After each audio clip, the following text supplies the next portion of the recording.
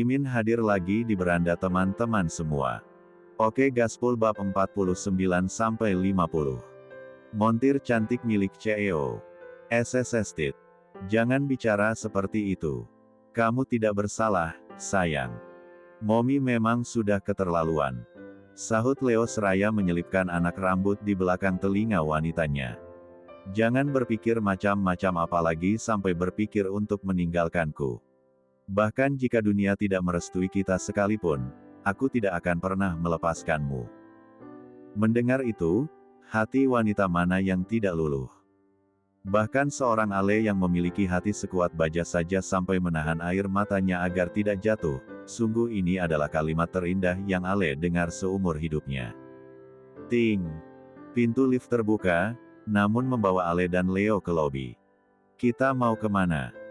Tanya Ale bingung saat Leo menarik tangannya berjalan keluar dari lift, menuju mobil berwarna hitam berjenis SUV milik pria itu. Leo membukakan pintu mobil penumpang bagian depan, untuk Alexandra sambil melebarkan telapak tangannya, menjaga agar kepala wanitanya tidak terbentur bagian atas saat masuk ke dalam kendaraan berharga fantastis tersebut. Sepertinya tidak ada celah lagi untuk kita di antara mereka. Seru salah seorang pegawai wanita, yang menyaksikan bagaimana act of service pemimpin perusahaan mereka pada Alexandra. Sepertinya begitu. Sahut yang lain dengan lesu tanpa mengalihkan pandangan mereka, hingga mobil yang dikendarai Leo pergi meninggalkan perusahaan. Kita mau kemana? Ale kembali melayangkan tanya yang sama karena Leo belum juga menjawab pertanyaan itu. Ke tempat yang hanya ada kita. Sahut Leo yang sesekali mengecup mesra punggung tangan Ale yang tidak dia lepaskan sejak masuk ke dalam mobil. Boleh aku bertanya? Leo kembali memulai percakapan, namun tanpa melepaskan tautan jemari mereka. Ale mengangguk pelan. Kenapa kamu tidak menerima uang yang Momi tawarkan?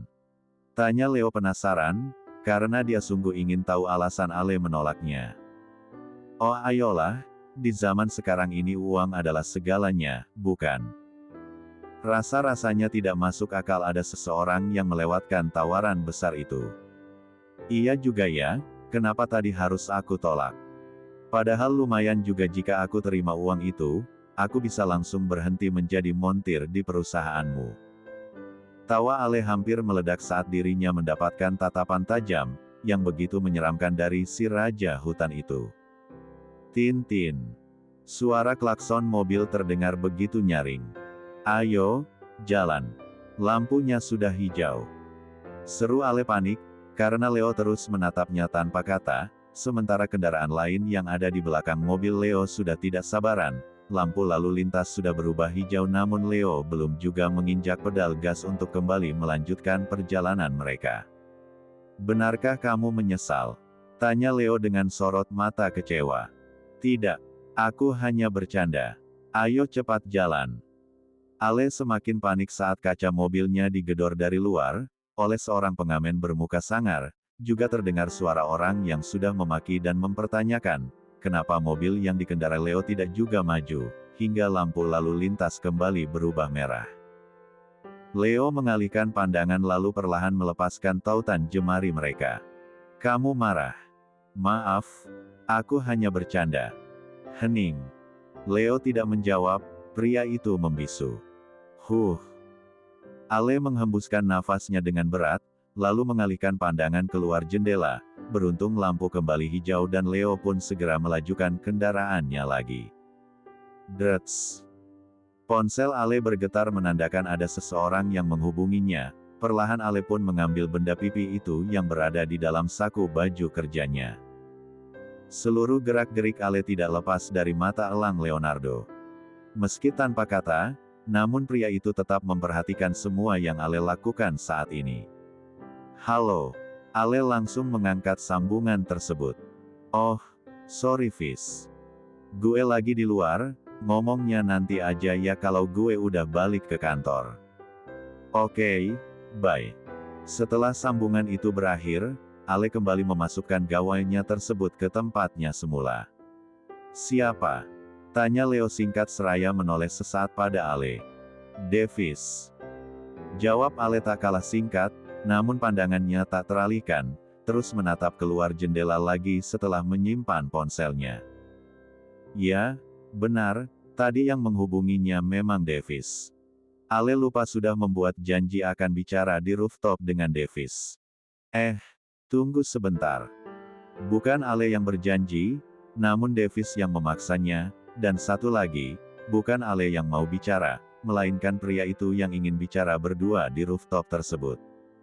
Ale hanya mengiyakan mengingat Davis adalah satu-satunya teman kantor yang Ale kenal. Sepertinya kalian sangat dekat. Ya, begitulah. Sudah sejauh mana kedekatan kalian? Tidak tahu. Mengalir begitu saja.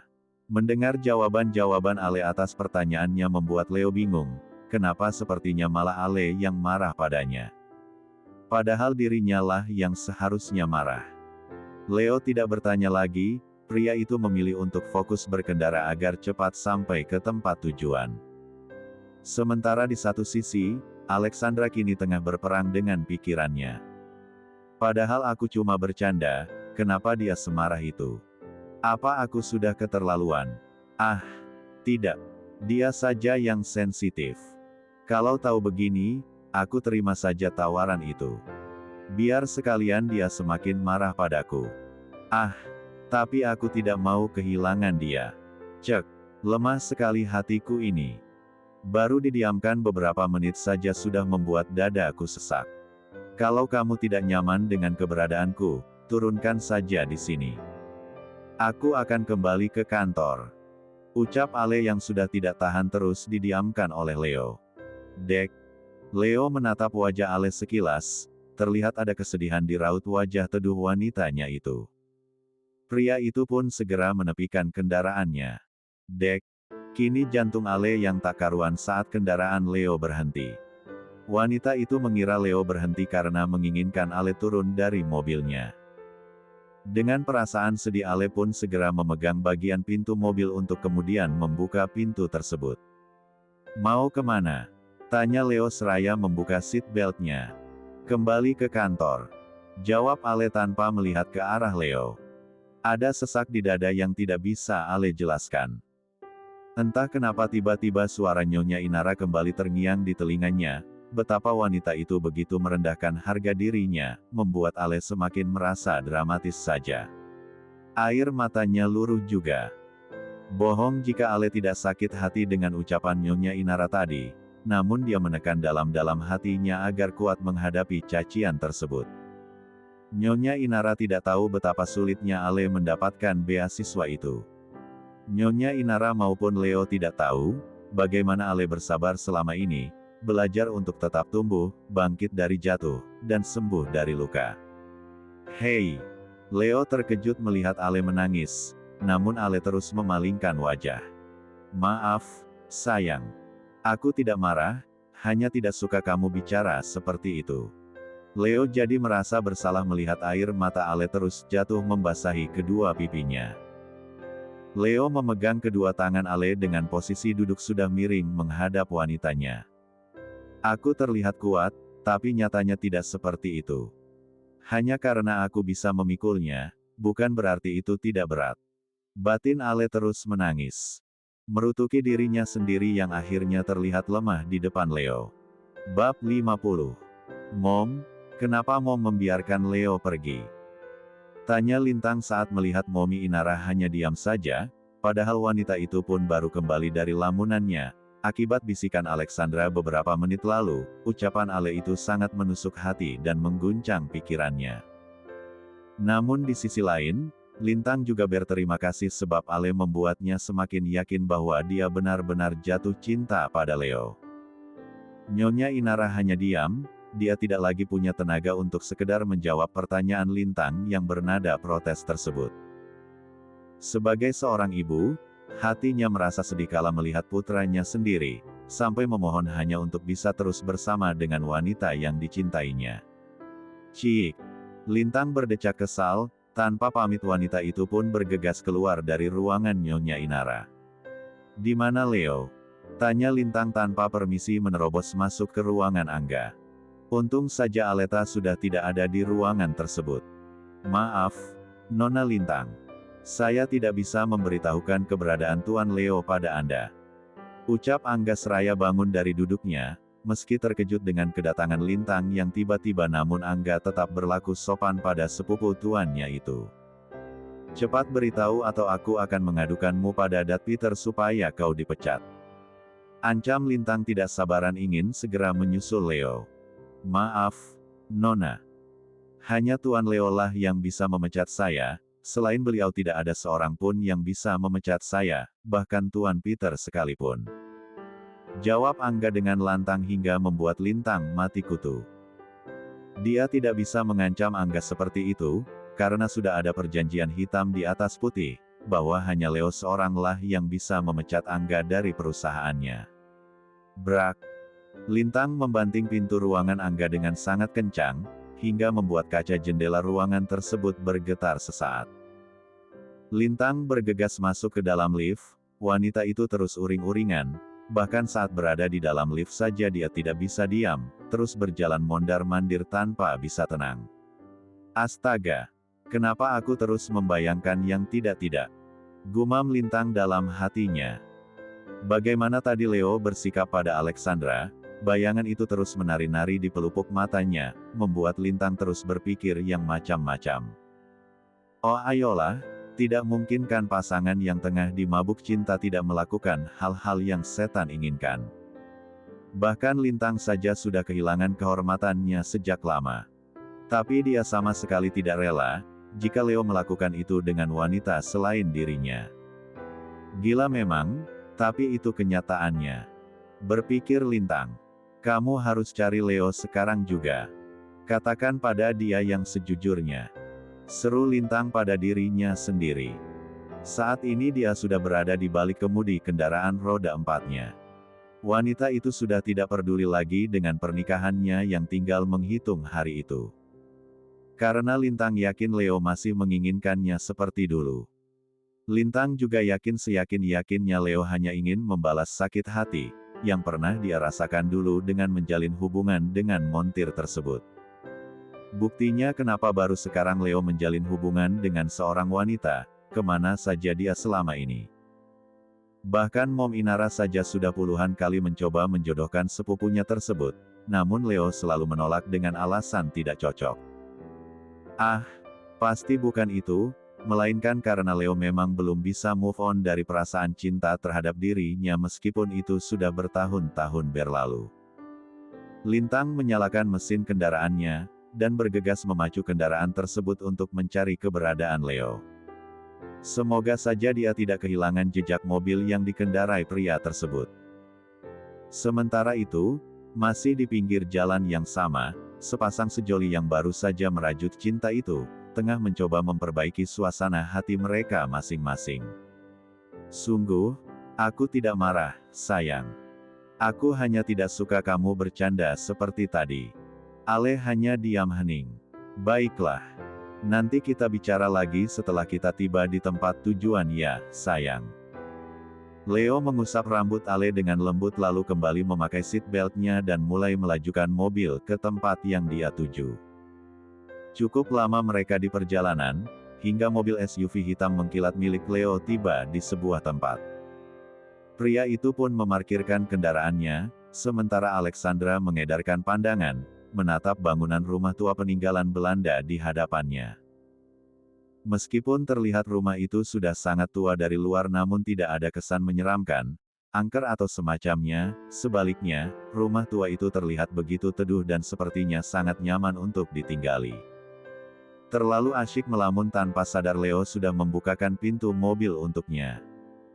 Leo mengulurkan tangan, meskipun dalam diam Ale tetap menerima uluran tangan pria itu. Leo tersenyum gemas melihat wajah Ale yang masih cemberut. Ayo, aku akan mengenalkanmu pada seseorang. Ajaknya. Tanpa banyak bertanya, Ale mengikuti saja langkah kaki kemana Leo akan membawanya. Dan Leo. Ucap seorang wanita, dengan surai yang sebagian sudah tidak hitam lagi menyambut kedatangan Leo di depan pintu masuk. Selamat siang, Biasi. Leo tersenyum sesaat. Iya, dan. Ya ampun, sudah lama sekali dan Leo tidak berkunjung ke sini. Sambung si bibi lagi. Sementara Alexandra hanya menyimak, dan sesekali tersenyum saat wanita yang dipanggil Biasi itu melihat ke arahnya. Ayo masuk Den, Eyang Putri pasti seneng banget dan Leo datang. Biasi mempersilahkan Leo dan Ale untuk masuk ke dalam rumah tersebut.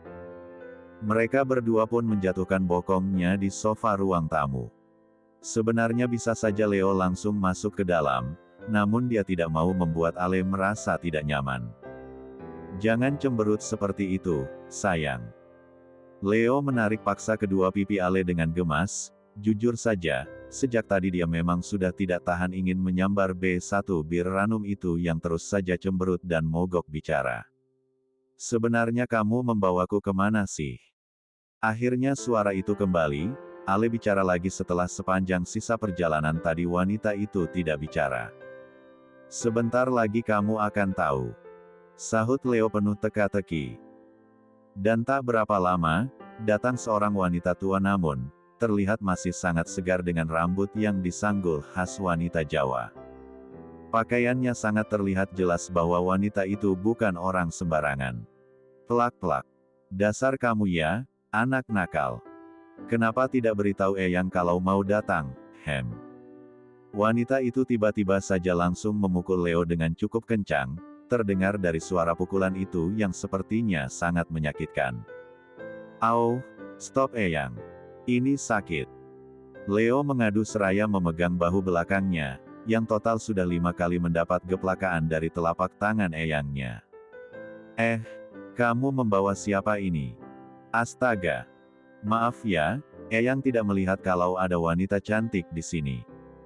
Maklum sudah sepuh, nduk. Eyang langsung merapikan penampilannya, seraya terus melihat ke arah Ale.